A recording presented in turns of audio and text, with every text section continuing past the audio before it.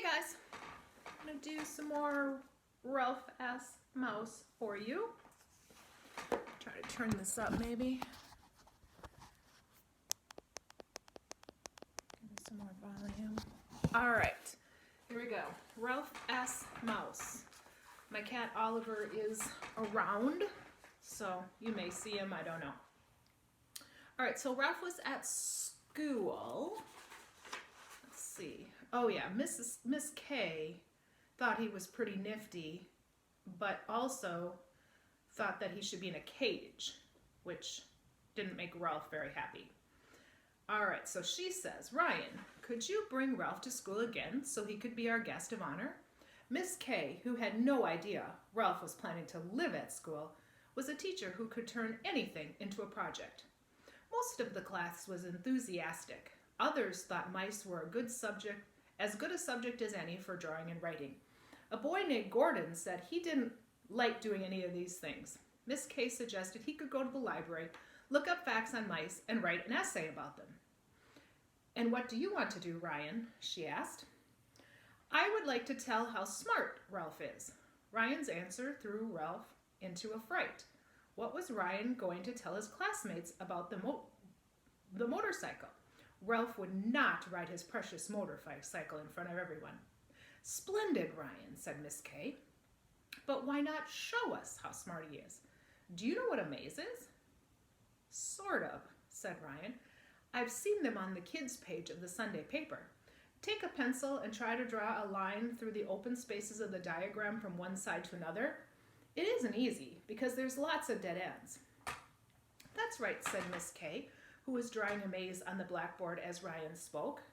Scientists use maze with walls to test the speed with which mice learn. They start a mouse at one end and time him to see how fast he reaches the food at the other end. Then they have him do it again. If he cuts down his time, they know he has learned from the experience. Do you think you could build a maze? So there's the picture. I'd like to try, Ryan answered. Good, said Miss K. I'll bring a stopwatch for timing Ralph's race through the maze. I can bring my cat pistol for a starter's gun, volunteered Brad, showing interest for the first time. Good idea, said Miss K. Would you like to build things? So perhaps you could help Ryan build his maze. The boys eyed one another as if they were not sure how this partnership would work out. Okay, agreed Brad. So it happened that Ralph was not only a learning experience for Room 5, he was to have a learning experience of his own. He was not sure he liked the idea, especially the part about the starter's gun. What if he couldn't run through the maze faster the second time? What if he couldn't find the food the first time? What if he turned out to be stupid? Of course, I'm not stupid, thought Ralph, as he tried to make himself comfortable in Ryan's pocket once more. I can ride a motorcycle, can't I? He began to have doubts again, and doubts turned to anger. His intelligence or stupidity was nobody's business but his own. When the last bell rang and Ryan went to the back of the room to collect his parka, Ralph poked his nose out of the shirt pocket. I'm not going to do it, he squeaked to Ryan. I'm not going to run any maze just because you say so. Sure you are, said Ryan out of the corner of his mouth, so no one would notice he was talking to Ralph. I'm new in this school, and nobody paid any attention to me until I pulled you out of my pocket. You have to run the maze. Ralph became stubborn. No, I don't, he contradicted. You can't make me. Ryan ignored this remark. Do you want to change your mind about staying here? You can go back to the inn with me. I'll stay here, answered Ralph, thinking of that long, smooth hall waiting for his motorcycle. I can't let Matt lose his job. Ryan looked around to make sure no one was watching before lifting Ralph out of his pocket and placing him in an overturned boot.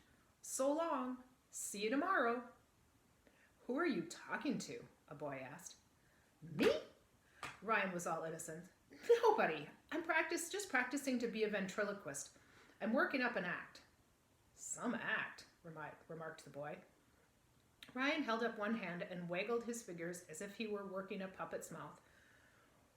What did one dandelion say to the other dandelion? He asked in a squeaky voice without moving his lips. I don't know, he said in a normal voice. Then he answered in a squeaky voice, take me to your weeder. All this nonsense made Ralph frantic. Hey, give me my motorcycle, he ordered, as soon as the other boy had gone.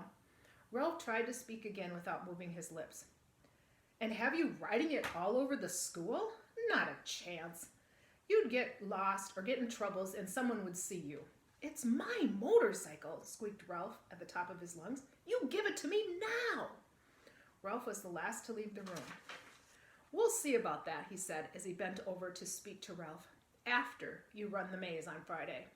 With that ultimatum, he snatched his backpack off the hook and hurried away to catch the bus that would take him back up the mountain to the hotel. Ralph was so angry he sank his teeth into Melissa's boot. Ugh! It had a nasty taste, half rubber, half dust. And he thought Ryan was his friend. Not anymore. He was mean. He wasn't fair. Ralph felt terrible, but he was not going to run that maze in the front of room 5. Ryan couldn't make him. Maybe he would even hide and refuse to be the guest of honor. Ryan would learn not to try to order him around then. Ralph sat in Melissa's boot and sulked. Without his motorcycle, he felt mad at the whole world. Of course he was a smart mouse. Why should he have to prove it? Ralph felt as if nothing was fair and nobody loved him.